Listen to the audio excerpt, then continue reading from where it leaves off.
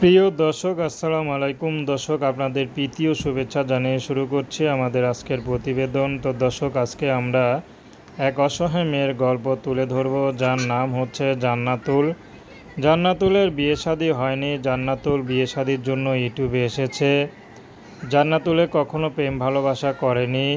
তো জান্নাতুল পড়াশোনার খুব ইচ্ছা ছিল, কিন্তু পড়াশোনা করতে পারেনি। জান্নাতুলের পরিবারে শুধু মা আছে, তার বাবা নেই। সেটা মাও খুব অসুস্থ, কখন কি হয়ে যায় বলা যায় না। তো জান্নাতুলের মা চাচ্ছে জান্নাতকে বিয়ে দিতে, কিন্তু যারাই বিয়ে করতে আসে তারাই শুধু যৌতুক চায়। তো জান্নাতুল এখন এসেছে ইউটিউবে ভালো একটা ভালোবাসার মানুষের জন্য, যে তার টাকা পয়সা চাইবে না, তার অন্তরের ভালোবাসা চাবে। জান্নাতুল তাকেই বিয়ে করবে।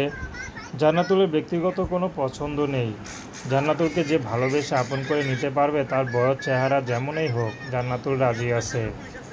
তো জান্নাতুলের পড়াশোনার খুব ইচ্ছা ছিল, হয়নি। জান্নাতুল একটি কসমেটিক শপে কাজ করে। সেখান থেকে যা পায় 4-5 হাজার টাকা, তা দিয়ে কোনো মতে সংসার চলে। এর বেশিরভাগ টাকা এ জায়গায় মার চিকিৎসার খরচে।